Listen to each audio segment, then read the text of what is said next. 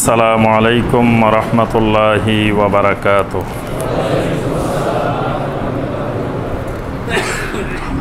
ইন্নাল হামদালিল্লাহ নাহমাদুহু ওয়া নাস্তাঈনুহু ওয়া নাস্তাগফিরুহু ওয়া নাউযু বিল্লাহি মিন শুরুরি আনফুসিনা ওয়া মিন সাইয়্যাতি আমালিনা।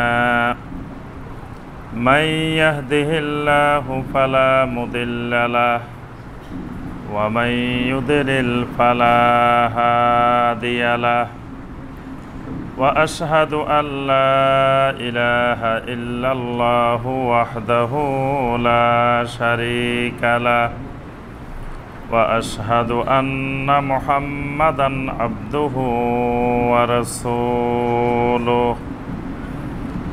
يا أيها الذين آمنوا اتقوا الله حق تقاته ولا تموتن إلا وأنتم مسلمون. يا أيها الناس اتقوا ربكم الذي خلقكم من نفس واحدة وخلق منها زوجها وبث منهما رجالا كثيرا ونساء. واتقوا الله الذي تساءلون به والأرحام إن الله كان عليكم رقيبا. يا أيها الذين آمنوا اتقوا الله وقولوا قولا سديدا يصلح لكم أعمالكم ويغفر لكم ذنوبكم ومن يطع الله ورسوله فقد فاز فوزا عظيما. اللهم صل على محمد وعلى آل محمد كما صليت على إبراهيم وعلى آل إبراهيم إنك حميد مجيد.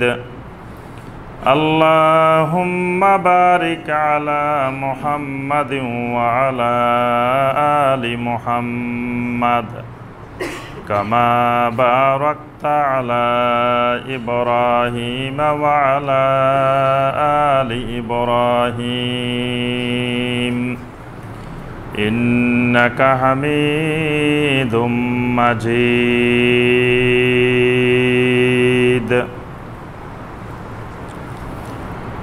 সম্মানিত ওলামায়ে কেরাম, দূরের এবং কাছের সম্মানিত দ্বীনী ভাই এবং বোনেরা, আল্লাহ রাব্বুল আলামিনের দরবারে কোটি কোটি শুকরিয়া যে মহান রব্বুল আলামিন আমাদেরকে 1439 হিজরির 21শে শাওয়াল তারিখে সলাতুল জুমুআ আদায় এবং খুতবাতুল জুমুআ শোনার উদ্দেশ্যে আল্লাহ রাব্বুল আলামিনের পবিত্র ঘর মসজিদে উপস্থিত হওয়ার পরে কোরআনে কারীম এবং হাদিসে নববী সাল্লাল্লাহু আলাইহি ওয়াসাল্লাম থেকে আল্লাহ রাব্বুল আলামিনের দ্বীন সম্পর্কে কিছু কথাবার্তা বলার এবং শোনার তৌফিক দিয়েছেন, সেই মহান রাব্বুল আলামিনের শুকর আদায় করি, সকলে বলি আলহামদুলিল্লাহ। সম্মানিত মুসল্লিয়ানে কেরাম, আজকের খুতবায় আমরা যে বিষয়টি সংক্ষিপ্তভাবে আলোচনা করব ইনশাআল্লাহ, সেই বিষয়টি হলো আল মাউদুআত আল মুরাওয়াজাত ফি বাংলাদেশ, অর্থাৎ বাংলাদেশে বহুল প্রচলিত জাল হাদিস সমূহ। ইতিপূর্বে আমরা এই বিষয়ে তিনটি পর্বের আলোচনা করেছি। তিনটি পর্বে আমরা বাংলাদেশে বহুল প্রচলিত 30টি জাল হাদিস আমরা ইতিপূর্বে আলোচনা করেছি। আমরা বলেছিলাম যে আমাদের এই ধারাবাহিকতায় 100টি বাংলাদেশে বহুল প্রচলিত জাল হাদিস আমরা আলোচনা করব ইনশাআল্লাহ। তো ইতিপূর্বে 30টি আলোচনা হয়েছে। আজকে 31 নম্বর থেকে 40 নম্বর পর্যন্ত এই 10টি জাল হাদিস আমরা আজকের খুতবায় আলোচনা করব ইনশাআল্লাহ। এখানে যে নাম্বারগুলো, এগুলো কোনো মুহাদ্দিসিনে কেরামের দেওয়া নাম্বার না, এগুলো সম্পূর্ণ আমার নিজস্ব নাম্বার। অর্থাৎ আমাদের দেশকে কেন্দ্র করে বাংলা ভাষাভাষী মুসলিম যারা বাংলাদেশ এবং অন্য জায়গায় বসবাস করেন, বাংলাদেশ ছাড়াও বাংলাভাষী আরও অনেক মুসলিম ভাই বোন আছেন, এদের মধ্যে যেই জাল হাদিসগুলো বহুল প্রচলিত, জাল হাদিস এক এক অঞ্চলে এক এক জাল হাদিস প্রসিদ্ধ। আফ্রিকাতে সেখানে এমন এমন জাল হাদিস আছে যেগুলো আমরা শুনিও নাই, এরকম অসংখ্য জাল হাদিস আফ্রিকাতে আছে। ইউরোপে আবার অনেক নতুন নতুন জাল হাদিস আছে, আমেরিকাতে আবার আরেক রকম আছে। বিভিন্ন অঞ্চলে বিভিন্ন জাল হাদিস প্রচার লাভ করেছে। আমরা শুধু আলোচনা করব আমাদের বাংলা ভাষাভাষী ভাই বোনদের মধ্যে, মুসলিমদের মধ্যে যেই মিথ্যা কথাগুলো নবী সাল্লাল্লাহু আলাইহি সাল্লামের নামে প্রচারিত হওয়ার কারণে মুসলিমদের মধ্যে ওই মিথ্যা ভিত্তির উপরে অসংখ্য আকিদা, অসংখ্য আমল, অসংখ্য চিন্তাধারা, অসংখ্য কার্যক্রম ঢালপালা মেলে বিস্তার লাভ করেছে, অথচ গোড়াটা মিথ্যা। কিন্তু আমরা কেউ গোড়ায় কখনো গিয়ে দেখি নাই যে এত কিছু বিশাল আকারে করে ফেলতেছি, এটার আসলে গোড়াটা সত্য না মিথ্যা। তো এই জন্য আমরা এই জাল হাদিসগুলো তুলে ধরার চেষ্টা করতেছি। এগুলো দিয়ে আমরা কারো বিরুদ্ধে, কারো কোনো কার্যক্রম বা কারো কোনো কথাবার্তা, কারো কোনো প্রচার প্রসার, এইগুলোর প্রতিহিংসা বা কোনো ধরনের লক্ষ্য উদ্দেশ্য নিয়ে নয়। অর্থাৎ কারো বিরুদ্ধে আমাদের কোনো প্রতিহিংসা নাই। আল্লাহ পাক আমাদেরকে এগুলো থেকে মুক্ত রাখুক। আমরা সকল উলামায়ে কেরামদেরকে, সকল আলেমদেরকে, সবাইকে আমরা সম্মান করি। এজন্য কারো ব্যাপারে কাউকে কেন্দ্র করে আমাদের এই জাল হাদিস না, এটা টোটাল মুসলিম উম্মাকে, সাধারণ জনগণকে এই জাতীয় কথাগুলো থেকে, এই বিশ্বাসগুলো থেকে বাঁচানোর জন্যই। এজন্য আমাদের কথায় কারো মনে কষ্ট নেওয়ার কোনো কারণ নেই। যদি কেউ মনে কষ্ট নেন, আল্লাহর ওয়াস্তে আমরা ক্ষমা চেয়ে নিচ্ছি, মনে কষ্ট নেবেন না। কারণ আপনাদেরকে মনে কষ্ট দেওয়া আমাদের উদ্দেশ্য নয়, আমরা কারো মনে কষ্ট দেওয়ার জন্য আলোচনা করি না। আর এই জাল হাদিসগুলো শুনে অনেক ভাই সাথে সাথে খেপে যান, বিভিন্ন রকমের গালিগালাজ করেন, বিভিন্ন ধরনের মন্তব্য করেন। তো খেপে যাওয়াটা স্বাভাবিক, কারণ ছোটোবেলা থেকে একটা বিশ্বাসের উপরে গড়ে উঠতেছে, হঠাৎ করে যদি শুনে এটার কোনো ভিত্তি নাই, তো তখন তো তার কাছে খারাপ লাগবেই, এটা স্বাভাবিক বিষয়। কিন্তু খারাপ লাগলেও এটাকে একটু ধৈর্য ধরতে হবে, সাথে সাথে গালিগালাজ না করে যে কথাটা যে আমরা বলছি যে এটা জাল হাদিস, এটা ঠিক নাই, আপনিও একটু যাচাই বাছাই করেন, আপনিও একটু দেখেন যে আসলে উনি যে বলছে কথাটা, যে এটার একটু উল্টাই দেখি আসলে এটা সঠিক কিনা। যদি সহি হাদিস হয় বাস আপনি আমল করেন, আর জাল হাদিস হলে আপনি ছেড়ে দিবেন। আমরাও তো এগুলো ছোটোবেলা থেকে সহি হাদিস মনে করে আমল করছি, কিন্তু এখন যখন বুঝতে পারতেছি পড়াশোনা করার পরে, গবেষণার পরে, যে আসলে এগুলো সহি হাদিস না, এগুলো রাসূলের নামে মিথ্যা, তখন আমরা ছেড়ে দিছি। আপনি যদি এটা সহি পান, আমল করেন, কোনো অসুবিধা নেই। আর যদি পান যে না এটা মিথ্যা, ছেড়ে দিবেন। কিন্তু আমাদেরকে তো গালিগালাজ করার, খারাপ বলার কিছু কারণ নেই। আর যদি বলেন তো এটা চিন্তা করে বলবেন যে কিয়ামতের ময়দানে আমাকে, আপনাকে, সবাইকে আল্লাহ সুবহানাহু ওয়া তাআলার সামনে জবাবদিহি করতেই হবে। এবং এই যে আমরা কথাগুলা বলি একজন আরেকজনকে, একজনের ব্যাপারে আরেকজনের, এইগুলো সবগুলোর বিচার আবার আল্লাহ সুবহানাহু ওয়া তাআলার দরবারে হবে। এই বিষয়টা চিন্তা করে আমরা কিছু বলবো, কিছু মন্তব্য করব। আল্লাহ পাক আমাদের সবাইকে নবী সাল্লাল্লাহু আলাইহি সাল্লামের সহি হাদিসগুলোর উপরে, সুন্নাহর উপরে ইস্তেকামত থাকার আল্লাহ পাক তৌফিক দান করুন। আমরা 30 পর্যন্ত এর আগে আলোচনা করেছি। আজকে 31 নম্বর থেকে আমরা শুরু করি। 31 নম্বর যে জাল হাদিসটি, এটি হলো যে নবী সাল্লাল্লাহু সাল্লামের উপরে দরুদ পাঠ করলে, সালাম দিলে পৃথিবীর যেখান থেকেই দিক নবী সাল্লাল্লাহু সাল্লাম শুনেন এবং দেখেন। এই কথাটা মিথ্যা কথা, এটা জাল হাদিস। মানে নবী সাল্লাল্লাহু সাল্লামের মহব্বতে, নবী সাল্লাল্লাহু সাল্লামের ভালোবাসার অতিরঞ্জিত করে, মানে ঘুলু করে, সীমা লঙ্ঘন করে এমন পর্যায়ে নিয়ে যায়, এমন কথাবার্তা বলা হয় যেগুলোর কোরআন এবং সুন্নায় কোনো ভিত্তি নেই। তো তোর মধ্যে এটা একটা কথা যে নবী সাল্লাল্লাহু আলাইহি সাল্লামের উপরে দরুদ পাঠ করলে, আমাদের এই নদ্দা সরকার বাড়ি মসজিদ থেকেও দরুদ পাঠ করলে নবী সাল্লাল্লাহু আলাইহি সাল্লাম শুনেন, নবী সাল্লাল্লাহু আলাইহি সাল্লাম দেখেন। এরকম কথা শুনছেন কিনা? আমরা ছোটোবেলা থেকে অনেক ওয়াজ মাহফিলে শুনছি, এই মাহফিলে আপনারা যে দরুদ পড়তেছেন, সোনার মদিনা থেকে রাসূল দেখতেছেন, রাসূল শুনতেছেন। এইটা সম্পূর্ণ একেবারে সনদবিহীন, ভিত্তিহীন, বানোয়াট এবং মিথ্যা কথা। আমরা এর আগে বলছি জাল হাদিস দুই রকমের, মনে আছে? এক ধরনের জাল হাদিস হচ্ছে সনদবিহীন, আরেক ধরনের জাল হাদিস আছে সনদওয়ালা। সনদ আছে, সনদের পরে জাল হাদিস। আবার কিছু আছে সনদও নাই, কোনো হাদিসের কিতাবেও নাই, কিতাবেও ঢুকে নাই, কোনো সনদও নাই, মুখে মুখে জাল হাদিস।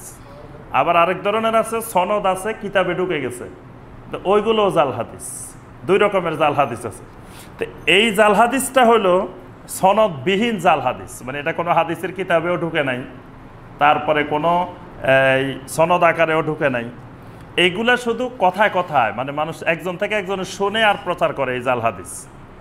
আর মাঝে মাঝে যখন এরকম জিজ্ঞাসা করবেন যে ভাই এই মুফতি সাহেব বা মাওলানা সাহেব আপনি যে এটা বললেন এটার দলিল কি, তো বলে যে সব জিনিস হাদিসে থাকা লাগে না, অনেক এলেম আছে সিনা বসিনা পাস করে। তো এই এলেম তো আপনি হাদিসের কিতাবে, তাফসিরে, কোরআনে কোথাও পাইবেন না যে এই এলেম নাকি একজনের সিনা থেকে আরেকজনের সিনায় যায়। তো এইগুলো সিনা সিনায় থাকে, মানে এই জাতীয় জাল হাদিসগুলো সিনা সিনায় থাকে। এগুলো কোনো হাদিসের কিতাবেও ঢুকে না, কোনো তাফসিরেও আসে না, কোনো জায়গায় আসে না। এগুলো শুধু সিনা সিনা। তো সিনা সিনা হলে তো ওটা দেখানো যাবে না, বাস মানে মানুষকে দেখানো থেকে মুক্ত, নিরাপদ। মানুষ চাইলে যে এটা কোথায় আছে দেখান, তো এটা তো দেখানোর কোনো কায়দা নাই, কারণ এটা সিনার ভিতরে। আর সিনার থেকে সিনা নিতে হলে একজনের সিনার সাথে আরেকজনের সিনা লাগাইতে হয়, অর্থাৎ পাগড়ি ধরতে হয়। তারপর বিভিন্ন মাধ্যমে আপনি ওনার সিনা বরাবর সিনা সিনা লাগাবেন, তাহলে আপনার মধ্যে ওই জাল কথাগুলো, মিথ্যা কথাগুলো পাস হবে। আর সহি কথাগুলো কিতাবের মাধ্যমে যায়। দেখেন কোরআনে কারিম আজ নবী সাল্লাল্লাহু আলাইহি ওয়াসাল্লাম থেকে শুরু করে আজ পর্যন্ত যেমনিভাবে সিনার মাধ্যমে আসছে, মুখস্থ করার মাধ্যমে আসছে, ঠিক লিখিতভাবেও আসছে। এই 1400 বছরের এক বছর পৃথিবীতে ছিল না যে এটা লিখিত ছিল না, খালি মুখস্থ আসছে। যে এক বছর পৃথিবীতে কোনো লিখিত কোরআন ছিল না, খালি মুখে মুখে আসছে, এরকম কোনো বছর গেছে? এই 1400 বছর লিখিত আকারেও আসছে, মুখস্থ আকারেও আসছে। নবী সাল্লাল্লাহু আলাইহি ওয়াসাল্লামের যতগুলো সহি হাদিস আছে এই 1400 বছরে একটা বছর এমন যায় নাই যে এটা লিখিত আকারে পৃথিবীর কোথাও ছিল না, যে শুধু মুখস্থ ছিল। লিখিত থাকে, মুখস্থও থাকে। কিন্তু যেগুলো জাল হাদিস, মিথ্যা হাদিস, এইগুলো অনেকগুলো লিখিত থাকে না, থাকে শুধু সিনায় সিনায়। তো এই যে এটা জাল হাদিস, এই কথাটা বলল কে? এই জন্য আমরা এই কথাটা বারবার বলি যে এই যে জাল হাদিসের আলোচনাগুলো যে আমরা করতেছি, এইগুলোকে আমি জাল হাদিস বলতেছি না, বা এই যুগের কোনো আলেম জাল হাদিস বলতেছে না, বা আমরা আলবানী রহমতুল্লাহ আলাইহির রেফারেন্সকেও বাদ দিছি। কারণ আলবানী রহমতুল্লাহ আলাইহি নিয়ে অনেক ভাইয়ের, অনেক আলেম ওলামার অ্যালার্জি আছে যে উনি নাকি অনেক সহিহ হাদিসেরও জাল বানিয়ে ফেলছে, উনি অনেক কিছু করে ফেলছে, এই জন্য ওনার রেফারেন্সও বাদ। আমরা আলবানী রহমতুল্লাহ আলাইহির আরও আগের যারা আরও শত শত বছর আগে, তারা যেগুলোকে জাল হিসাবে চিহ্নিত করেছেন, তাদের রেফারেন্সে আমরা এই জাল হাদিস আলোচনা করার চেষ্টা করি। এই কথাটা বলছেন আল্লামা আব্দুল হাই লখনবী রহমতুল্লাহ আলাইহি। তিনি হানাফি মাযহাবের একজন বড় আলেম।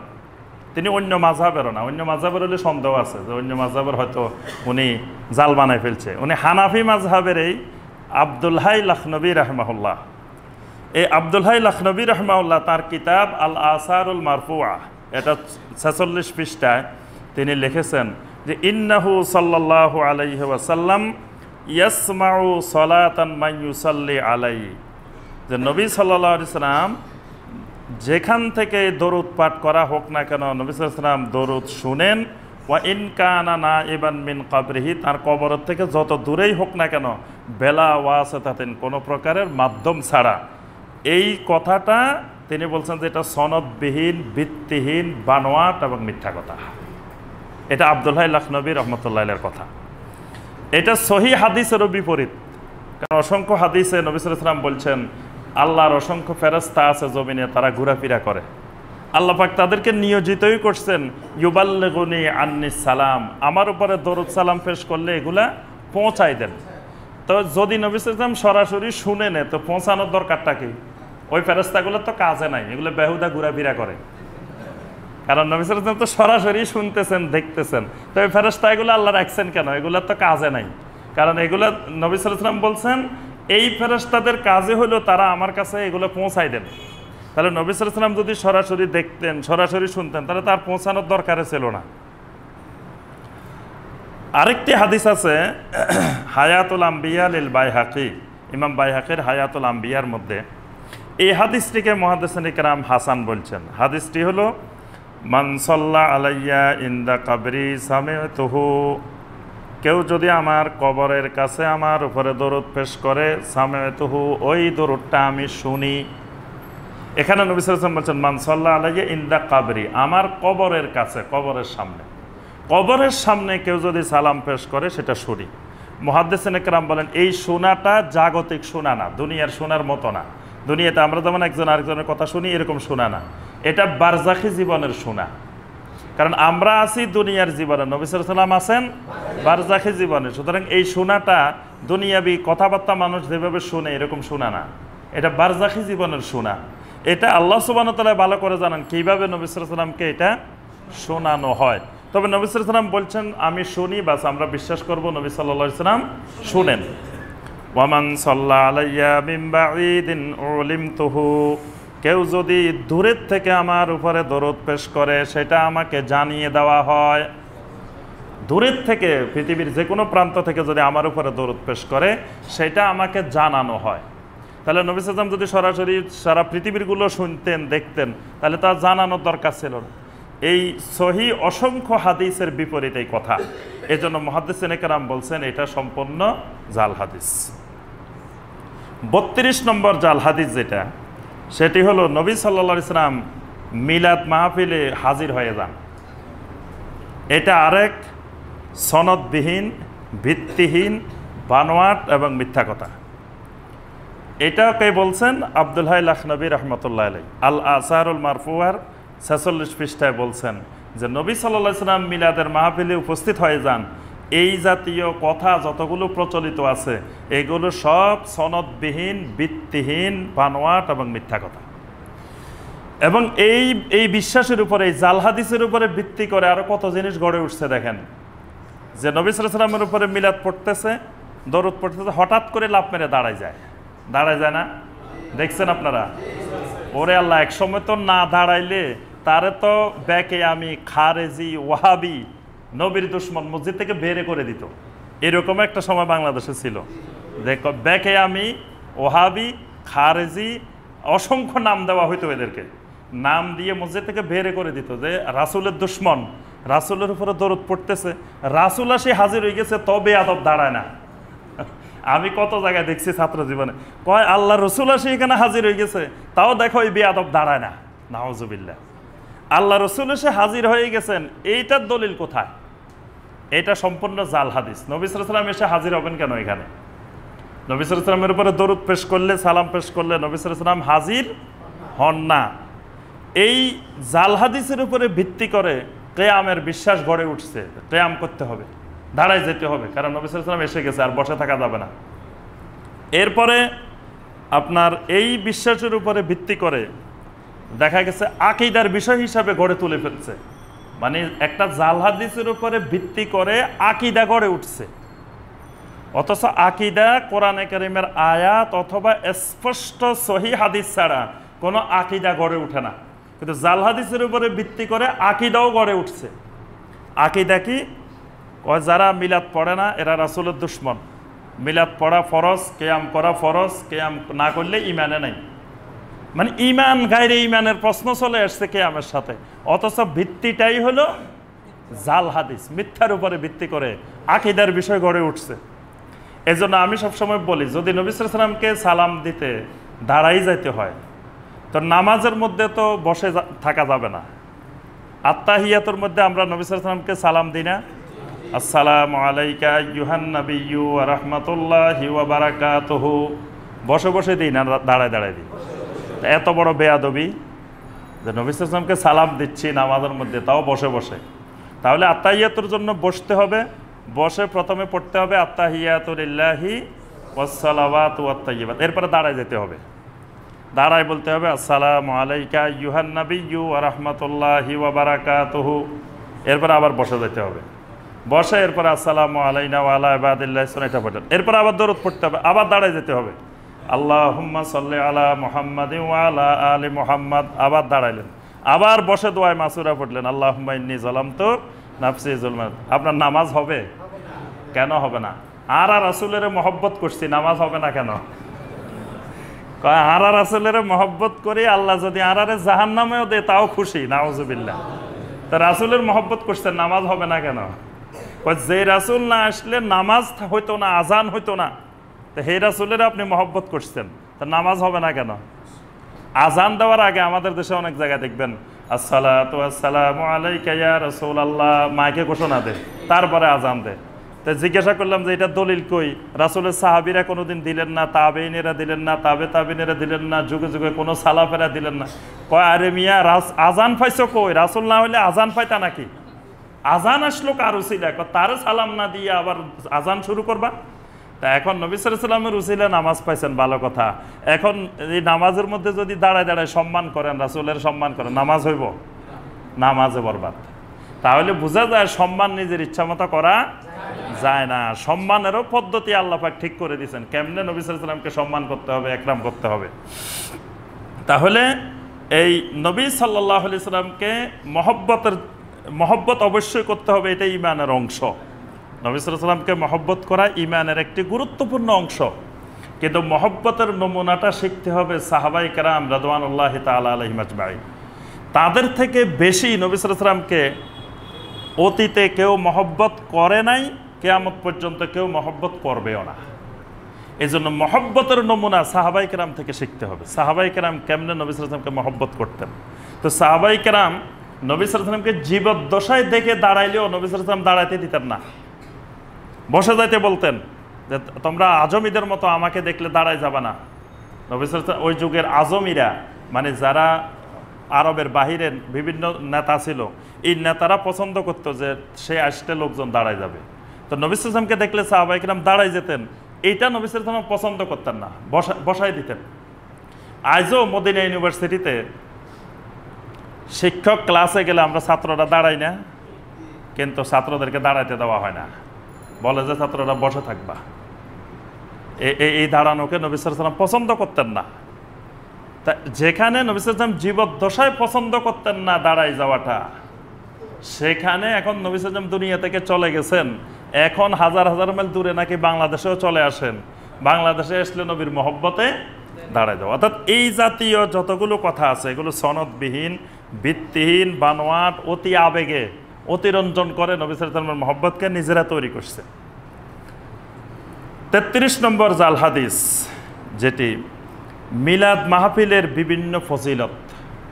মিলাদ মাহফিলের অনেক ফজিলত আমরা শুনি, এই জন্য তো আমাদের দেশের মানুষ সকালেও মিলাদ পড়ায়, দুপুরেও মিলাদ পড়ায়, আসরেও মিলাদ পড়ায়, মাগরিবেও মিলাদ পড়ায়, এশাও মিলাদ পড়ায়, রাত 12টায়ও পড়ায়, 24 ঘন্টায় মিলাদ পড়ায় বাংলাদেশে। নতুন বাড়িতে উঠতে মিলাদ পড়ায়, নতুন দোকানে মিলাদ পড়ায়, নতুন ঘর দিলে মিলাদ পড়ায়, নতুন গাড়ি কিনলে মিলাদ পড়ায়, নতুন বাচ্চা হইলে মিলাদ পড়ায়, মানে সব কিছুর মধ্যে মিলাদ। কারণ হলো ওই মিলাদের ফজিলত সংক্রান্ত তারা অনেক কথাবার্তা যুগে যুগে শুনে আসতেছে। এই জন্যই তারা মনে করে মিলাদ দেওয়া মানে বিশাল ফজিলতের কাজ। মিলাদ সংক্রান্ত, মিলাদের ফজিলত সংক্রান্ত যতগুলো কথা প্রচলিত, এগুলো সব সনদবিহীন, জাল এবং মিথ্যা কথা। তবে নবী সাল্লাল্লাহু আলাইহি ওয়াসাল্লামের মিলাদ আলোচনা করা, মিলাদ পড়া যায় না, মিলাদ আলোচনা করতে হয়। আমাদের দেশে মানুষ মিলাদ আলোচনা করে না, শুনে না, মিলাদ পড়ে। তো মিলাদ আবার পড়ে কেমনে? মিলাদ তো পড়ার জিনিসটা, দরুদ হইল পড়ার জিনিস, মিলাদ কোনো পড়ার জিনিস না। মিলাদ হলো জন্ম বৃত্তান্ত। তো জন্ম বৃত্তান্ত পড়ে কেমনে? জন্ম বৃত্তান্ত একজন আলোচনা করে, অন্যরা শুনে, এটাই হলো মিলাদ।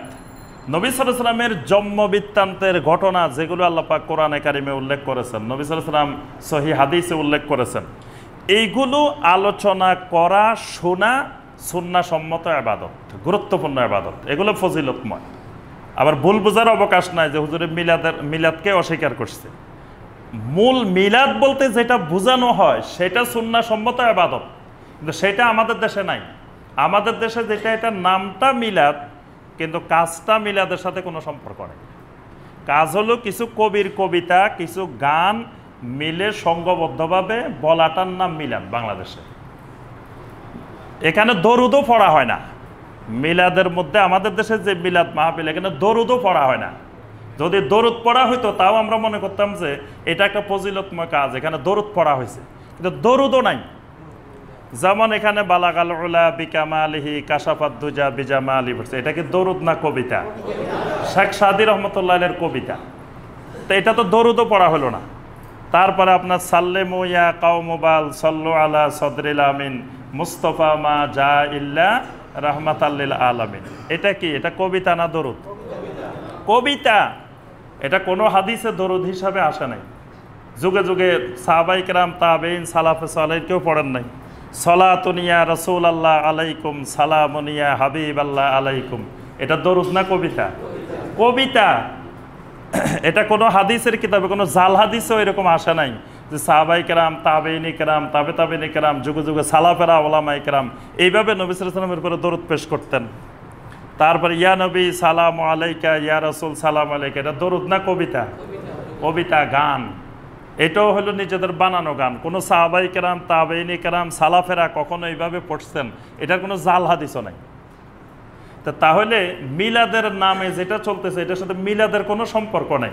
এখানে কিছু কবিতা, কিছু গান এবং মাঝে মাঝে কিছু সেরেকি কথাবার্তাও এর মধ্যে সংযুক্ত করা হয়। মাঝে মাঝে ওই যে ইয়া নবী সালাম আলাইকা পড়ার সময় যে কবিতাগুলো, গানগুলো বলা হয়, এই অসংখ্য গানের মধ্যে সেরেকি কথাও আছে। অর্থাৎ নবী সাল্লাল্লাহু আলাইহি ওয়াসাল্লামের মহব্বতে গান গাইতে গিয়ে অসংখ্য সেরেকি কথাও আছে। তবে অরিজিনাল যে মিলাদ, সেই মিলাদ সুন্নাহ সম্মত ইবাদত। এই জন্য ইমাম তিরমিজি রহমতুল্লাহ আলাইহি জামিআত তিরমিজির মধ্যে একটা বাব আনছেন, বাবু মা জাআ ফি মিলাদিন নবী সাল্লাল্লাহু আলাইহি ওয়াসাল্লাম। নবী সাল্লাল্লাহু আলাইহি ওয়াসাল্লামের মিলাদের ব্যাপারে যে হাদিসগুলো আসছে, এটা মুহাদ্দিসিনে কেরাম যেই বিষয়ে বাব নির্ধারণ করেন, বুঝতে হবে এটা একটা সুন্নাহ সম্মত ইবাদত। এই জন্য মুহাদ্দিসিনে কেরাম এটার বাব শিরোনাম দিয়েছেন। কিন্তু সেই মিলাদ আর এই মিলাদ এক জিনিস না।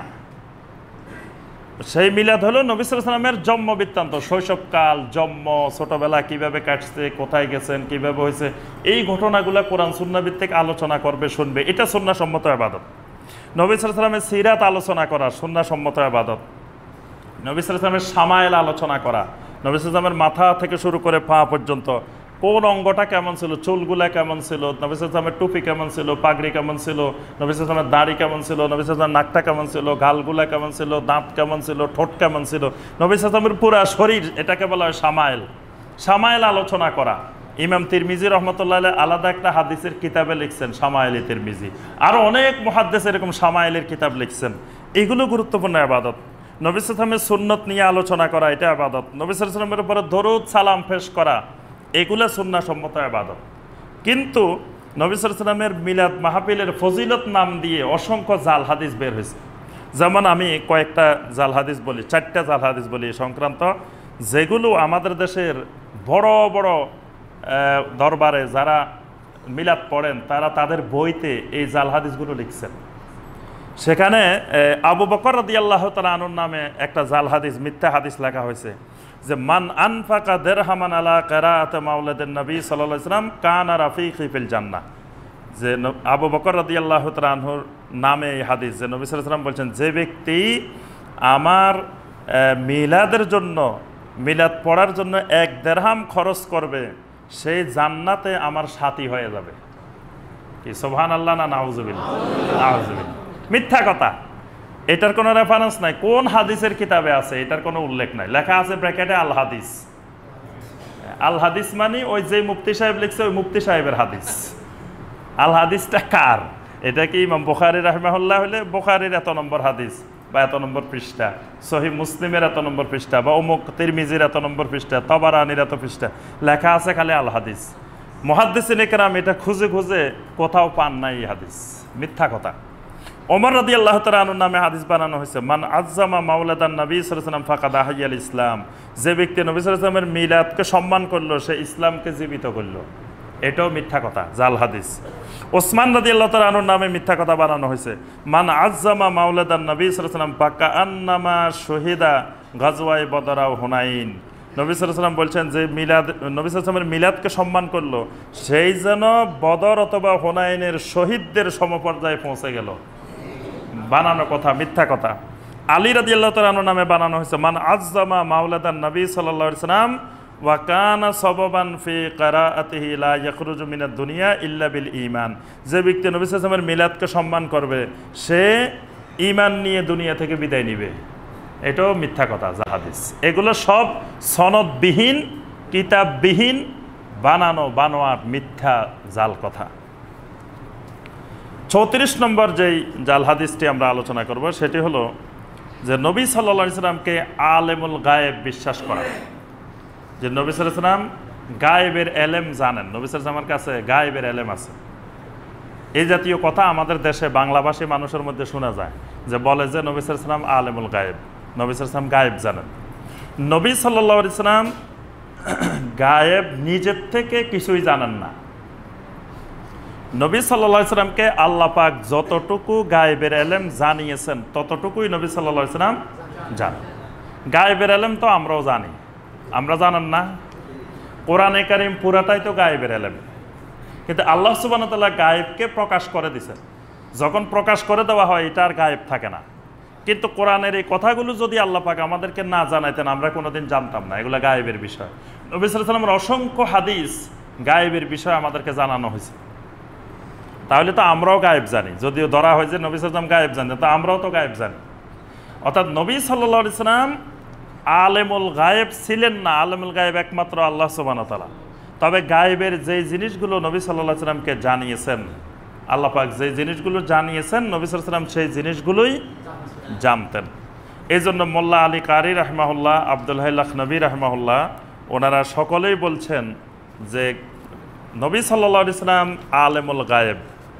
এই সংক্রান্ত যত বর্ণনা আছে, যত হাদিস আছে, এই সবগুলো হাদিস জাল হাদিস, মিথ্যা কথা। নবী সাল্লাল্লাহু আলাইহি সাল্লাম এই সংক্রান্ত কোনো হাদিস বর্ণনা করেন নাই, বরং কোরআনে কারিমের অসংখ্য আয়াত দিয়ে আল্লাহ পাক স্পষ্ট করেছেন যে নবী সাল্লাল্লাহু আলাইহি সাল্লাম গায়েবের কিছুই জানেন না। আমরা কয়েকটা আয়াত এবং হাদিস উল্লেখ করি এই সম্পর্কে।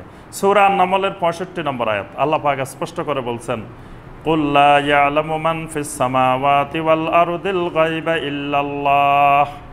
রাসূল আপনি দুনিয়ার মানুষদেরকে জানিয়ে দিন আসমান আর জমিনে যত গায়েবের বিষয় আছে একমাত্র আল্লাহ রাব্বুল আলামিন ছাড়া আর কেউ জানেন না। যদি রাসূল জানতেন তাহলে বলতেন যে ইল্লা রাসূলাহু সাল্লাল্লাহু আলাইহি সাল্লাম, একমাত্র তার রাসূলই জানেন আর কেউ জানেন না। কিন্তু এখানে আল্লাহ পাক বলছে একেবারে কেউ জানে না, মানুষ জিন ফেরেশতা কেউ গায়েবের কোনো এলেম আসমান জমিনের কোনো কিছু আল্লাহ ছাড়া কেউ জানেন না। সূরা আল-আনআমের 58 নম্বর আয়াতে আল্লাহ পাক বলছেন ওয়া ইনদাহু মাফাতিহুল গায়বি লা ইয়ালামুহা ইল্লা হু।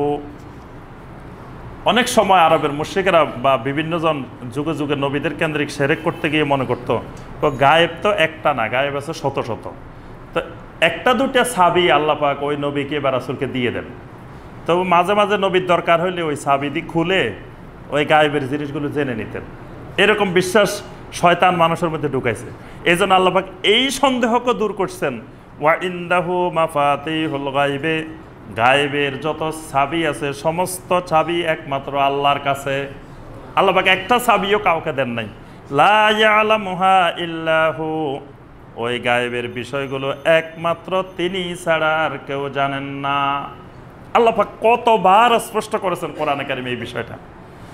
সূরা আল-আনআমের 50 নম্বর আয়াত, সূরা হুদের 31 নম্বর আয়াত আল্লাহ পাক এখানেও স্পষ্ট করছেন কুল লা আকুলু লাকুম ইনদি খাযাইনুল্লাহি ওয়ালা আ'লামুল গায়বা ওয়ালা আকুলু লাকুম ইন্নী মালাক। রাসূল আপনি বলুন, লা আকুলু লাকুম, আমি তোমাদেরকে কখনো বলি না, ইনদি খাযাইনুল্লাহ, আমার কাছে আল্লাহর ভান্ডার আছে, আল্লাহর ভান্ডারগুলো আমার কাছে আছে, এই কথা আমি তোমাদেরকে কখনো বলি না। ওয়ালা আ'লামুল গায়বা, আমি তোমাদেরকে এই কথাও বলি না আমি কখনো গায়েবের কিছুই জানি, আমি গায়েবের কিছু জানি, এই কথাও আমি তোমাদেরকে বলি না। আমার কাছে আল্লাহর কোনো ভান্ডারও নাই, আমি গায়েবেরও কিছুই জানি না। ওয়ালা আকুলু লাকুম ইন্নী মালাক, তোমাদেরকে এই কথাও আমি কখনো বলি না যে আমি একজন ফেরেশতা, আমি ফেরেশতা, এই কথাও তোমাদেরকে বলি না।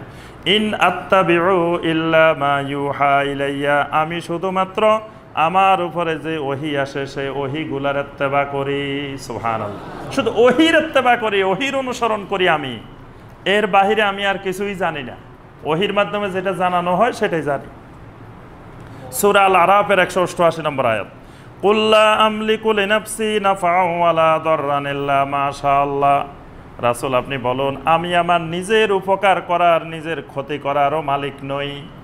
আমি নিজে আমার কোনো নিজের উপকার নিজে করতে পারি না, নিজের ক্ষতি নিজে করতে পারি না। ইল্লা মা শাআল্লাহ, আমার উপকার ক্ষতি করারও মালিক একমাত্র আল্লাহ রাব্বুল আলামিন। ওয়ালাউ কুনতু আ'লামুল গায়বা লাস্তাকসারতু মিনাল খায়র, আমি যদি গায়েব জানতাম তাহলে কল্যাণের অনেক কিছু আমি লাভ করতাম। ওয়ামা মাসানিয়াসু, আমাকে কোনোদিন কোনো বিপদ আপদ স্পর্শ করতো না।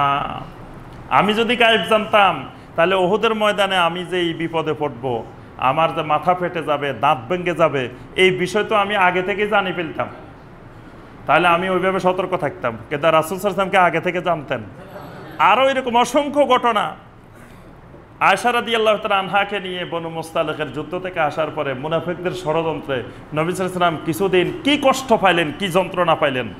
তিনি যদি গায়েব জানতেন, বলে ফেলতেন যে আমি গায়েব জানি, আয়েশা নির্দোষ, এই সার্টিফিকেট নবী সাল্লাল্লাহু আলাইহি ওয়াসাল্লাম দিয়ে দিতেন। কিন্তু নবী সাল্লাল্লাহু আলাইহি ওয়াসাল্লাম এই সার্টিফিকেট দেন নাই যতক্ষণ না ওহী আসে।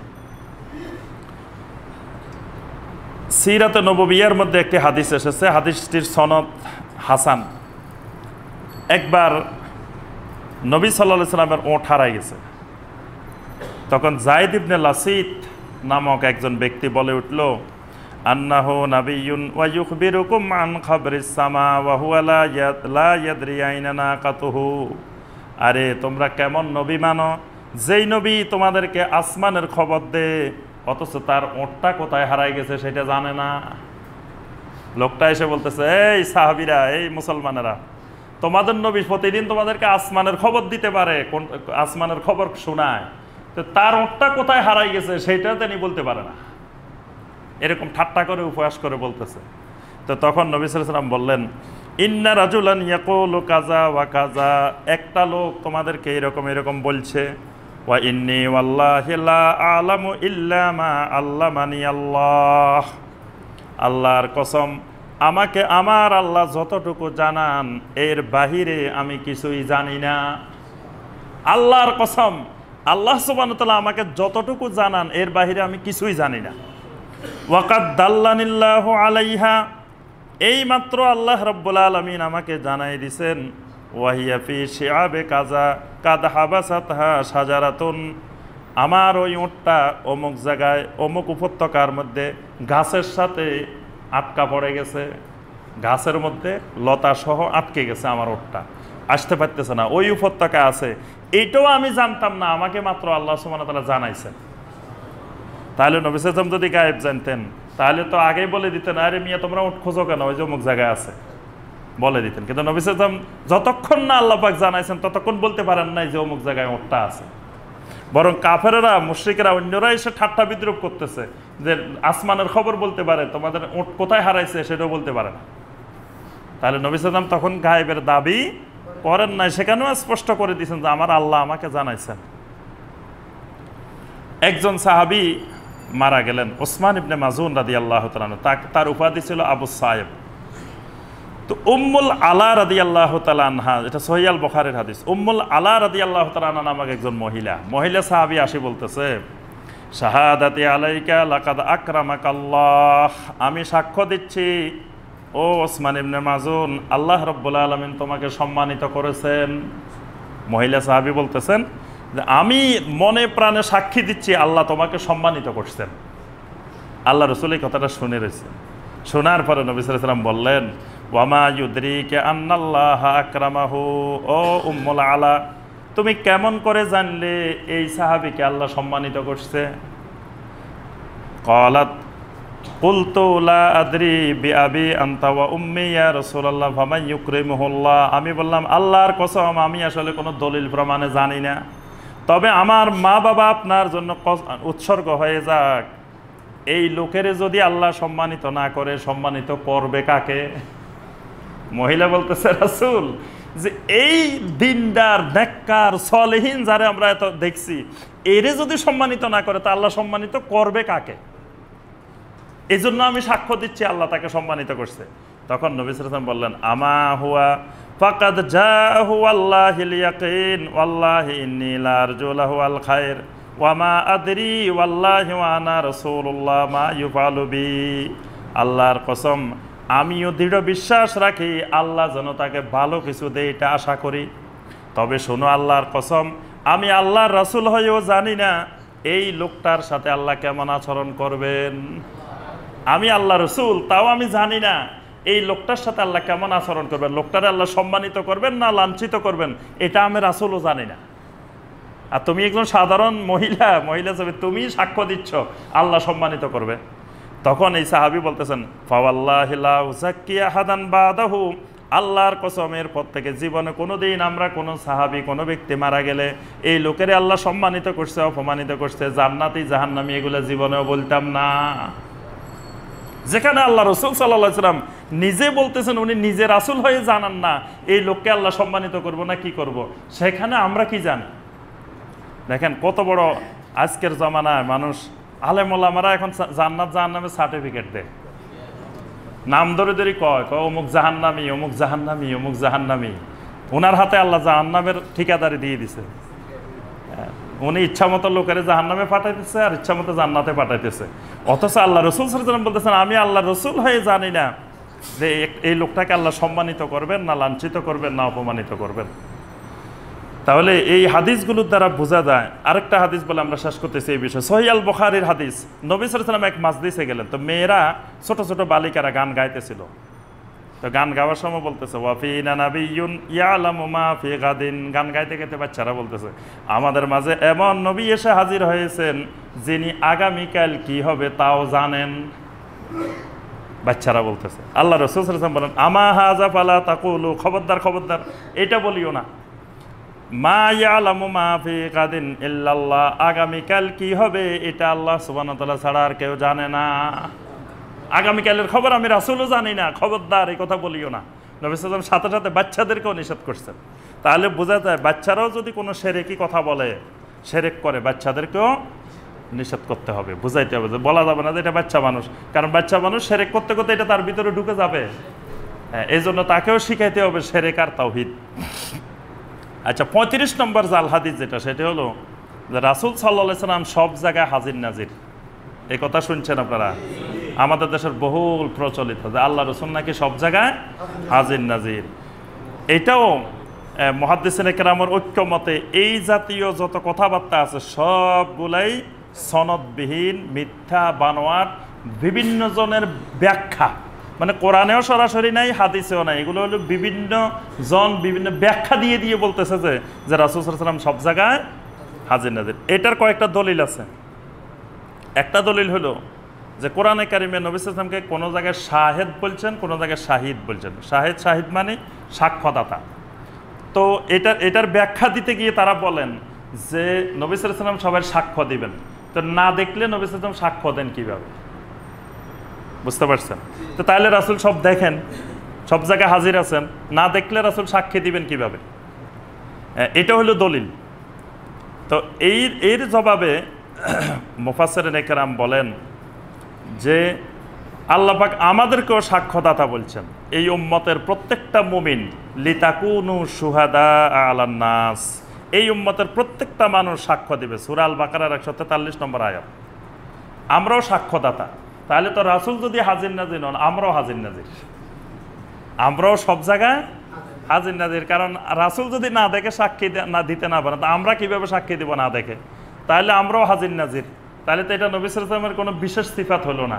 নবী সাল্লাল্লাহু আলাইহি ওয়াসাল্লাম যদি হাজির নাজির, আমরাও হাজির নাজির।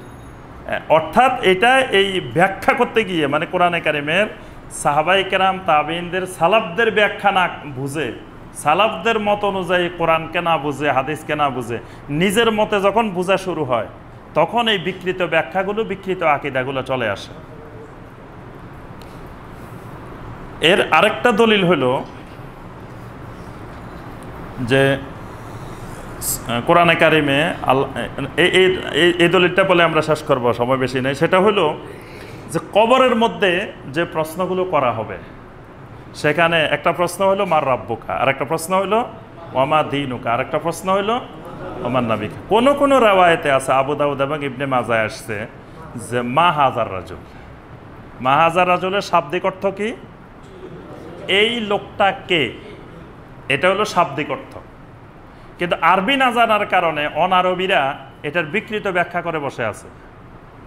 বিকৃত ব্যাখ্যা করে বলে যে তো কবরের মধ্যে জিজ্ঞাসা করা হবে এই লোকটাকে, তার অর্থ রাসূল সাল্লাল্লাহু আলাইহি ওয়াসাল্লামকে কবরে দেখানো হবে, দেখানোর পরে জিজ্ঞাসা করা হবে বলো তো দেখি এই লোকটাকে। তো নবী সাল্লাল্লাহু আলাইহি ওয়াসাল্লামকে যদি এখানে ঢাকায় দেখানো হয়, চট্টগ্রাম দেখানো হয়, সিলেট, তো রাসূল তো সব জায়গায় আছেন, না থাকলে দেখান কেমনে? এটা হলো দলিল। অথচ মা হাজার রাজুল, এটার অর্থ হইল এই ব্যক্তির ব্যাপারে তোমাদের ধারণা কি, আকীদা কি, বিশ্বাস কি। কোনো ব্যক্তিকে দেখাই বলা হবে না মা হাজার রাজুল। এটার অর্থ হলো ওই লোকটা সম্পর্কে, ওই ব্যক্তি সম্পর্কে তোমার ধারণা কি। এটা আরবি ভাষার একটা বাগধারা। আমরা এর আগে অনেকবার আলোচনা করছি যে আমরা কাঠের ডেকি যদি কোনো অবাঙ্গালি এটা শুনে, তাহলে মনে করবে যে বাংলাদেশে আমরা কাঠ দিয়ে দিয়ে ডেকে বানায়। আসলে বাংলাদেশে কোনো জায়গায় দেখছেন আমরা কাঠ দিয়ে ডেকে বানায়?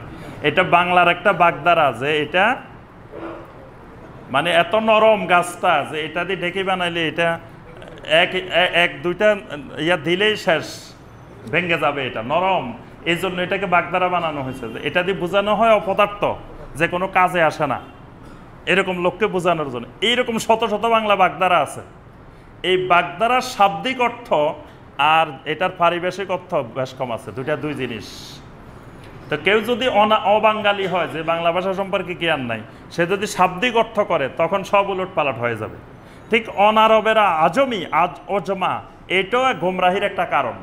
অনেক আরবি আছে আমরা সঠিকভাবে না বোঝার কারণে ওই আরবি শব্দটা আমরা বিকৃত ব্যাখ্যা করে, শাব্দিক অর্থ করে আমরা উল্টা বুঝে গেছি।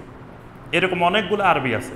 এই জন্য কোরআন এবং সুন্নাহর যে আরবিগুলো আমরা সহজে বুঝবো না, আমাদের বুঝকে মিলাইতে হবে মদিনার আলেমদের বুঝের সাথে, আরব আলেমদের বুঝের সাথে।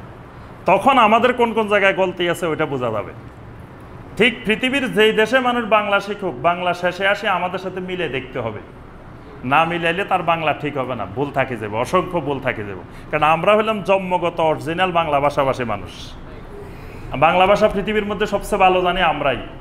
তো সুতরাং চায়না হোক, ইংলিশ হোক, জাপানি হোক, যেই বাংলা শিখুক, আমাদের থেকে এসে সর্বশেষ মিলাই নিতে হবে যে তার বাংলাটা ঠিক আছে কিনা। ঠিক এরকম কোরআন হাদিসের আরবিটাও আমরা যা শিখি, যা বুঝি, যা জানি, সর্বশেষ মক্কা মদিনার ওলামায়ে কেরামদের সাথে যে মিলাই দেখতে হবে যে আমরা যে বুঝছি এটা ঠিক আছে কিনা, নাকি আমরা শাব্দিক অর্থ বুঝে বসে আছি। এই মা হাজার রাজুল অর্থ অসংখ্য আরো হাদিসে মা হাজার রাজুল উল্লেখ আছে। অর্থাৎ এখানে যেই রাসূল সাল্লাল্লাহু হাজির নাজির বলা হয়, এটার সবগুলার মূলে হলো বিভিন্ন আয়াত এবং হাদিসের নিজস্ব ব্যাখ্যা। ওই ব্যাখ্যার কারণে এটাকে বলা হয়, কিন্তু এটার সুস্পষ্ট কোনো দলিল প্রমাণ নাই। 36 নম্বরে যে জাল হাদিসটা আমরা আলোচনা করবো সেটা হলো পাক পাঞ্জাতন। পাক পাঞ্জাতন শুনছেন? বাংলাদেশে বহুল প্রচলিত, সব জায়গায় দেখবেন এরকম একটা হাত ছবি আছে, ছবির মধ্যে আঙ্গুল 5টা, এরকম হাত একটা আছে, এটার নাম পাক পাঞ্জাতন। এটা দেখি যে ওই দিন আমি এক জায়গায় দেখলাম গাড়ির মধ্যে লটকা রেখেছে এরকম হাত একটা। জিজ্ঞেস করলাম কি ভাই? উপরে দিয়ে লেখা আছে যে এটা গাড়ির মধ্যে লটকা রাখলে ব্যবসা বাণিজ্য বরকত হয়। তারপরে ঘরের মধ্যে মানুষ লটকা রাখে, বিভিন্ন জায়গায় লটকা রাখে। পাক পাঞ্জাতন শরীফ, শরীফও লাগানো আছে, পাক পাঞ্জাতন শরীফ। অথচ এই পাক পাঞ্জাতন শিয়াদের একটি ভ্রান্ত আকীদা। সে শিয়াদের ভ্রান্ত আকীদাটা আমাদের এখানে সুন্নিদের মধ্যে ঢুকে গেছে। শিয়ারা নবী সাল্লাল্লাহু আলাইহি সাল্লাম আলী রাদিয়াল্লাহু তাআলা আনহু, ফাতেমা রাদিয়াল্লাহু তাআলা আনহা, হাসান রাদিয়াল্লাহু তাআলা আনহু, হুসাইন রাদিয়াল্লাহু তাআলা আনহু, এই পাঁচজনকে মিলিয়ে তারা পাক পাঞ্জাতন বানাইছে। এই জন্য তারা রাসূলে পাক, আলীয়ে পাক, ফাতেমা পাক, হাসানে পাক, হুসাইনে পাক, পাঁচ পাক মিলাই তারা পাক পাঞ্জাতন বানায়। পাঞ্জাতন মানে পাঁচ। শিয়ারা আহলে বায়েত বলতে শুধুমাত্র আলী, হাসান, হুসাইন, ফাতেমা এই চারজনকে আহলে বায়েত মনে করে। কিন্তু আমরা সুন্নিরা আহলে বায়েত বলতে এই চারজনের বাহিরে নবী সাল্লাল্লাহু আলাইহি ওয়াসাল্লামের স্ত্রীদেরকেও আমরা আহলে বায়েতের অন্তর্ভুক্ত মনে করি। কারণ স্পষ্ট অসংখ্য আয়াত এবং হাদিস আছে যেখানে নবী সাল্লাল্লাহু আলাইহি ওয়াসাল্লামের স্ত্রীরাও নবী সাল্লাল্লাহু আলাইহি ওয়াসাল্লামের আহলে বায়েত, নবী সাল্লাল্লাহু আলাইহি ওয়াসাল্লামের ছেলেরাও আহলে বায়েত। কিন্তু শিয়ারা বাকিদেরকে আহলে বায়েত মনে করে না, শুধুমাত্র এই আলী রাদিয়াল্লাহু তাআলা আনহুর ফ্যামিলিটাকে, চারজনকে, এটাকে আহলে বায়েত মনে করে। এই জন্য তারা আহলে বায়েতের এই চারজনের সাথে নবী সাল্লাল্লাহু আলাইহি ওয়াসাল্লামকে মিলিয়ে তারা পাক পাঞ্জাতন বানায় নিচ্ছে। পাক পাঞ্জাতনের পাঁচজনকে তারা মাসুম মনে করে। কিন্তু আমরা আলী রাদিয়াল্লাহু তাআলা আনহুকে সম্মান করি সাহাবী হিসাবে, খলিফা হিসাবে, সালেহীন হিসাবে, দিনদার হিসাবে, আলেম হিসাবে। কিন্তু তারা সম্মান করে আলী রাদিয়াল্লাহু তাআলা আনহুকে আলিয়্যু ওয়ালিয়্যুল্লাহ। তারা আজানের মধ্যেই বলে আশহাদু আল্লাহ ইলাহা, আশহাদু আন্না মুহাম্মাদার রাসূলুল্লাহ, দুইবার বলার পরে তারা দুইবার বলে আশহাদু আন্না আলিয়্যু ওয়ালিয়্যুল্লাহ। শিয়াদের আজান শুনে দেখবেন তারা আলীর জন্য দুইটা বাক্য বৃদ্ধি করে আজানের মধ্যে, যে ওয়ালিউল্লাহ। তারপরে কাবার মধ্যে তাওয়াফের মধ্যে দেখবেন, তাওয়াফের মধ্যে আমি এবারও শুনে আসছি শিয়ারা জোরে জোরে বলতেছে যে লা ইলাহা ইল্লাল্লাহু মুহাম্মাদুর রাসূলুল্লাহ ওয়া আলিয়্যু ওয়ালিয়ুল্লাহ। এইভাবে জোরে চিৎকার দিয়ে দিয়ে বলতেছে যে ওয়া আলিয়্যু ওয়ালিয়ুল্লাহ। একজনের নেতৃত্বে সবাই পড়তেছে, একজন বলতেছে আর বাকিরা শুনে শুনে পড়তেছে। অর্থাৎ তারা আলীকে রেসালতের অধিকারী, নবুয়তের অধিকারীর সমপর্যায়ে নিয়ে গেছে, নবীর পর্যায়ে নিয়ে গেছে। আমরা আলী রাদিয়াল্লাহু তাআলা আনহুকে সাহাবার পর্যায়ে, খোলাফায়ে রাশেদিন, মাহদিয়িনের পর্যায়ে রাখি। এই জন্য তারা আলী রাদিয়াল্লাহু তাআলা আনহু বলে না, আলী কাররামাল্লাহু ওয়াজহাহু বলে। আলী রাদিয়াল্লাহু তাআলা আনহু বলে না, আলী আলাইহিস সালাম বলে। নবীদের শানে আমরা যেমন বলি ইব্রাহিম আলাইহিস সালাম, জাকারিয়া আলাইহিস সালাম, মুসা আলাইহিস সালাম, তারা বলে আলী আলাইহিস সালাম, ফাতেমা আলাইহিস সালাম, হাসান আলাইহিস সালাম, হোসাইন আলাইহিস সালাম। অর্থাৎ তারা এদেরকে নবুয়তের মতো মনে করে, মাসুম মনে করে, নিষ্পাপ মনে করে। এরকম অসংখ্য আকীদা এদের কেন্দ্রিক, তাদের শিরকি আকীদা আছে। ওই আকীদার পাক পাঞ্জাতন আশ্চর্য লাগে। আমাদের যে বাংলাদেশে যারা সুন্নি দাবিদার, সুন্নিদের ভিতরে শিয়াদের এই মারাত্মক বিভ্রান্তমূলক শিরকি আকীদা পাক পাঞ্জাতন, এটা এখন চলে আসছে সুন্নিদের মধ্যে। এই বিষয়ক যত কথা আছে সবগুলাই বানোয়াট এবং জঘন্য মিথ্যা কথা, শিরকি কথা, কুফরি কথা। 37 নম্বরের যেই মিথ্যা কথাগুলো আছে সেটার একটা, আমাদের দেশে কিছু বই আছে। এই বইগুলো হলো জাল হাদিসের ফ্যাক্টরি, জাল হাদিসের গোডাউন। এখানে একসাথে অনেক জাল হাদিসের পাওয়া যায়, জাল হাদিসের কারখানা। এইগুলা হলো খায়রুল হাসর, নাম শুনছেন না? 12 চাঁদের ফজিলত, নেক আমল, মকসুদুল মোমিনিন, নেয়ামুল কোরআন, নাফেউল খালায়েক, বিষাদ সিন্ধু, নাম শুনছেন এগুলা? এগুলো হলো জাল হাদিসের ফ্যাক্টরি, জাল হাদিসের কারখানা। এগুলোর ভিতরে একটা দুইটা না, মানে কয়েকশো জাল হাদিস মিথ্যা কথা পাইবেন এগুলোর ভিতরে, এক একটার ভিতরে। তবে যে এক সময়ে আমাদের দেশের যারা বড় বড় আলেম ছিলেন তারা বাংলা ভাষায় বই লেখাকে গুনার কাজ মনে করতেন। বাংলা ভাষা হিন্দুদের ভাষা, এটা মুসলমানের ভাষা না। এই জন্য ওই সময় মাদ্রাসায় কোরআন হাদিস বাংলা পড়ানো হতো না, উর্দুতে পড়ানো হতো, ফার্সিতে পড়ানো হতো। কোরআন হাদিসের অনুবাদ প্রথমে আরবি থেকে ফার্সি, তারপরে ফার্সি থেকে উর্দু, এখন উর্দু থেকে বাংলা, ডাইরেক্ট আরবি থেকে বাংলা না, মাঝখানে ফার্সি উর্দু হয়ে তারপরে বাংলা। ওই সময় তারা বাংলায় বই লেখাকে গুনার কাজ মনে করতেন। এজন্য বড় আলেম যারা ছিলেন তারা বই লিখতেন না বাংলা ভাষা।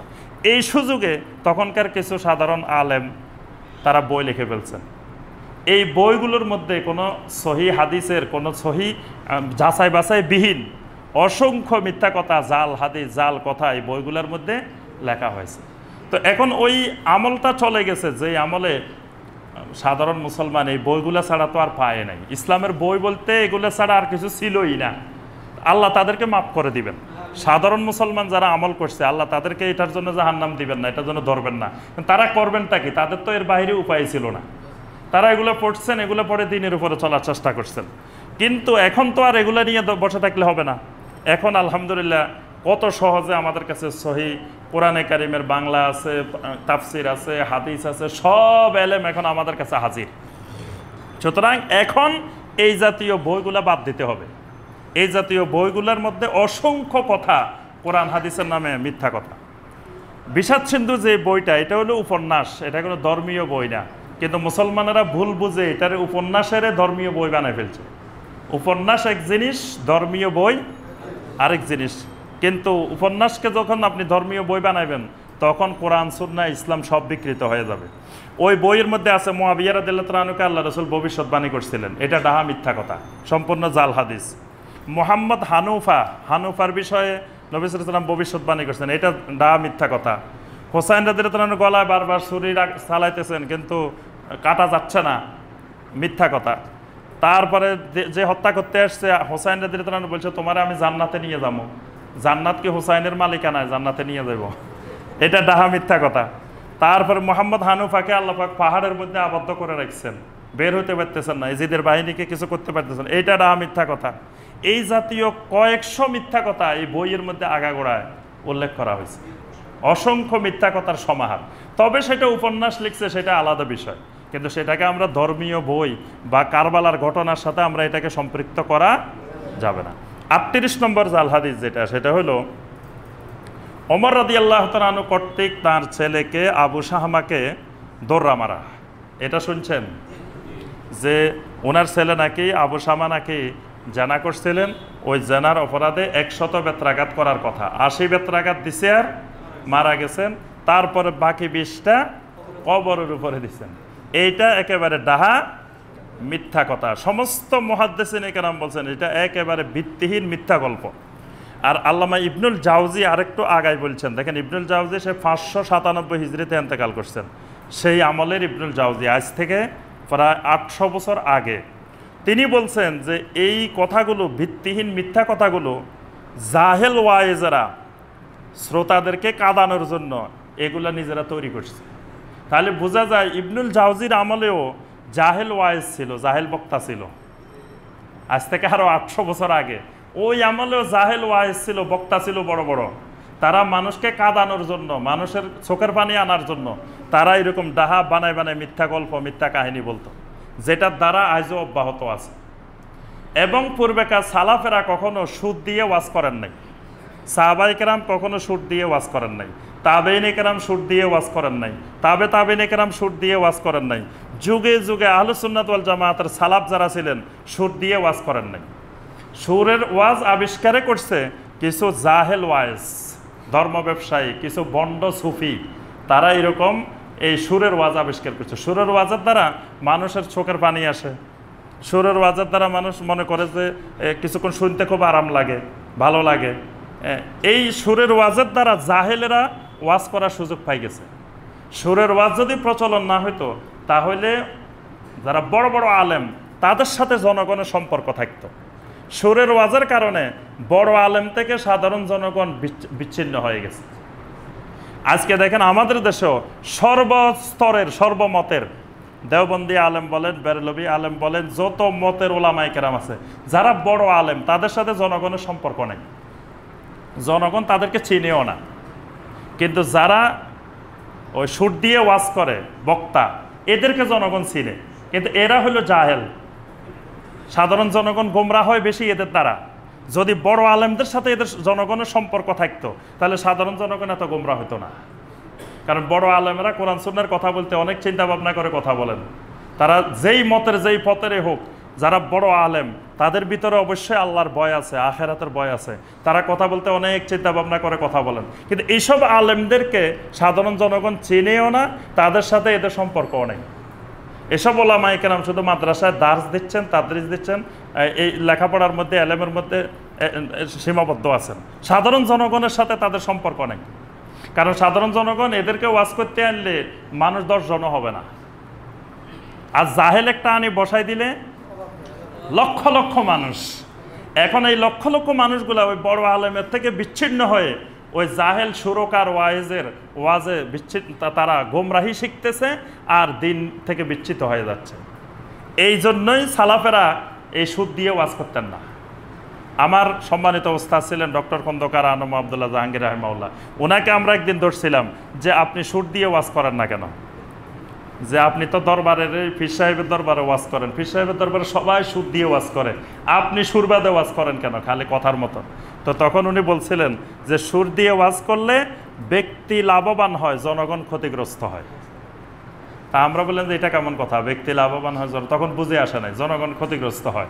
তখন তিনি বলছেন যে সুর দিয়ে ওয়াজ করলে আমার ডিমান্ড বেড়ে যাবে, আমি বিশাল বক্তা হয়ে যাব, আমাকে হেলিকপ্টারে করে নিবে, 1 লক্ষ টাকা দিবে, বিশাল টাকা পয়সা ইনকাম করতে পারবো, আমি অনেক লাভবান হব, কিন্তু উম্মা ক্ষতিগ্রস্ত হবে, জনগণ ক্ষতিগ্রস্ত হবে। কারণ জনগণ কিভাবে ক্ষতিগ্রস্ত হবে? জনগণ বড় আলেমদের কথা শুনবে না, জনগণ এবার এই সুরকার জাহেল ওয়াজদের কথা শোনা শুরু করবে, এর দ্বারা উম্মা দিন থেকে বিচ্যুত হয়ে যাবে, গোমরা হয়ে যাবে। আর এই জন্য সালাফেরা কখনো এই সুরের ওয়াজ করতেন না। তা আমরা যে কথাটা বলতেছি, ইবনুল জাওজির আমলেও এরকম জাহেল সুরকার ওয়াইজরা এই ওমরের ছেলের ঘটনা তারা বানায় বর্ণনা করতো। যেমন আমাদের দেশে হরিণীর ঘটনা, হরিণ একটা বান্দা ছিল গাছের এই তলায়, ঘন্টার পর ঘন্টা ওয়াজ চলে, মানুষ 1 লক্ষ টাকা দিয়ে হেলিকপ্টার দিয়ে হলো যে এই ওয়াজ শুনে, যে হরিণীর ওয়াজ ছিল, হরিণীর একটা বান্দা ছিল যে আল্লাহ রসুলের মহব্বতে হরিণ বাচ্চা লই চলে আসছে।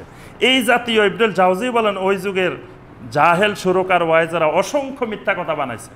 তার মধ্যে একটা হলো ওমর রাদিয়াল্লাহু তাআলা তার ছেলেকে 80 দররা মারছেন, 100 দররা মারছেন, অথচ ঘটনা এটা না, ঘটনা আরেকটি আছে, সে ঘটনাটা ইবনুল জাওজি উল্লেখ করছেন। ওমর রাদিয়াল্লাহু তাআলার খেলাফতকালে তার ছেলে আব্দুর রহমান আবু শাহমা রাদিয়াল্লাহু তাআলা আনহু মিশরে থাকতেন। উনি একদিন এই খেজুর ভিজিয়াই নাবিজ খাবার খেয়েছিলেন, নাবিজ আরবের প্রসিদ্ধ খাবার। তো এটার মধ্যে একটু নেশা এসে গিয়েছিল, মাতলামি এসে গিয়েছিল।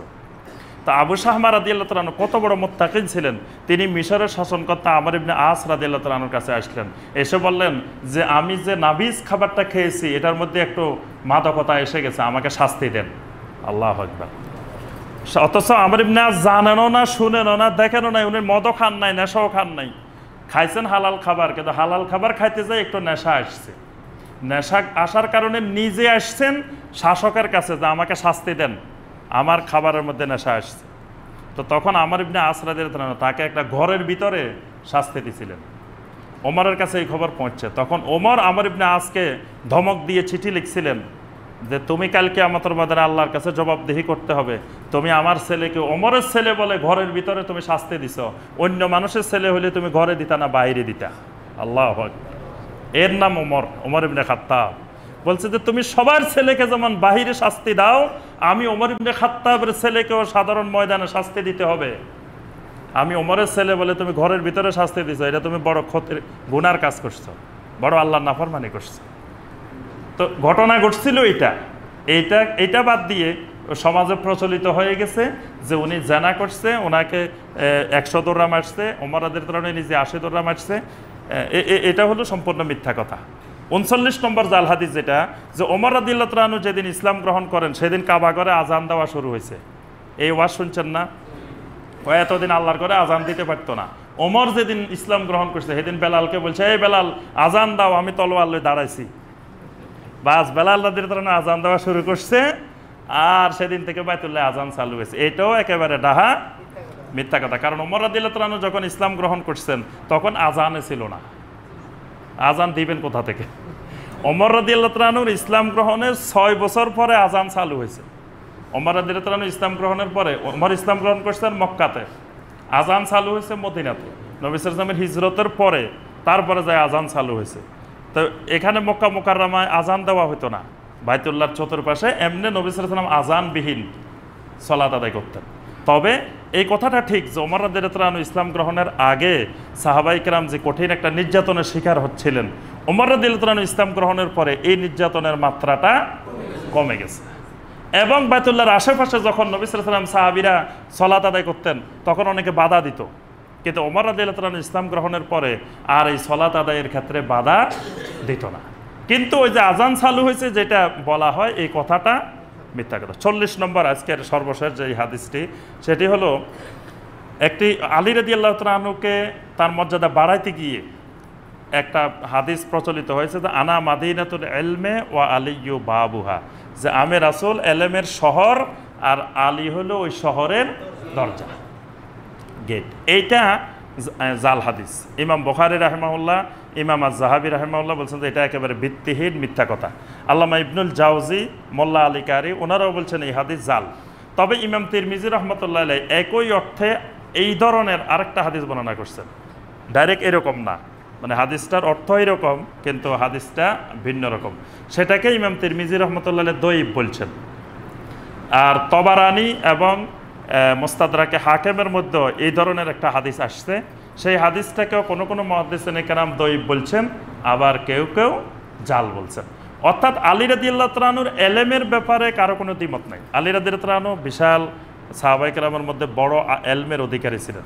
আলী রাদিয়াল্লাহু তাআলা আনহুর যে খুতবা, আলী রাদিয়াল্লাহু তাআলা আনহুর খুতবার একটা বই আছে নাহাজুল বালাগাহ, বইটার নাম হলো নাহাজুল বালাগাহ। ইরানে সবচেয়ে দামি বই, মর্যাদাবান বই নাহাজুল বালাগাহ।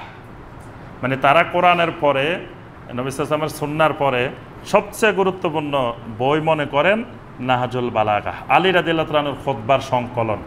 আলী রাদিয়াল্লাহু তাআলা আনহুর খুতবাগুলো শুনলেই বোঝা যায় যে আলী রাদিয়াল্লাহু তাআলা আনহু কেমন আলেম ছিলেন, কেমন খতিব ছিলেন। আজকে আমাদের দেশে ওলামায়ে কেরাম খুতবা দেওয়ার বই খুঁজে পায় না।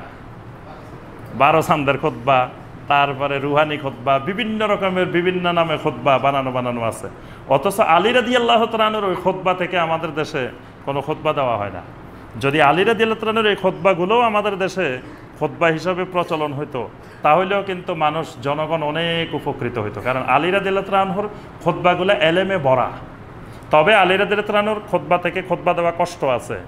আরবি ভাষাটা সহজ ভাষা না, কঠিন ভাষা, ওইটা আবার বুঝতে অনেক কষ্ট হবে ওলামায়ে কেরামদের। তবে ওইটাকে সহজ করে আমরা যদি এত নিজেরা খুতবার বই, খুতবার প্রচলন না করে আলী রাদিয়াল্লাহু তাআলা আনহুর খুতবাটাকে আমরা বেশি প্রচার করতে পারতাম, তাহলে সাহাবাদের মানহাজ, সাহাবাদের বুঝটা কোরআন সুন্নাহর আমরা বুঝতে পারতাম। তো সম্মানিত ভাইয়েরা, সর্বশেষ আমরা আজকে যেই 10টি আমরা 40 নম্বর পর্যন্ত জাল হাদিস আলোচনা করলাম, আল্লাহ পাক আমাদেরকে এই সমস্ত মিথ্যা জাল হাদিস থেকে বিরত থাকার তৌফিক দান করুন। আল্লাহ সুবহানাহু ওয়া তাআলা আমাদের সবাইকে কোরআন এবং নবী সাল্লাল্লাহু আলাইহি ওয়াসাল্লামের সহিহ হাদিসগুলোর আলোকে আমল করার তৌফিক দান করুন। আল্লাহ পাক আমাদের সবাইকে দ্বীনের সহি মানহাজ, সহি বুঝ আল্লাহ পাক আমাদের সবাইকে দান করুন। আমিন ইয়া রাব্বাল আলামিন। আসসালামু আলাইকুম ওয়া রাহমাতুল্লাহি ওয়া বারাকাতুহু।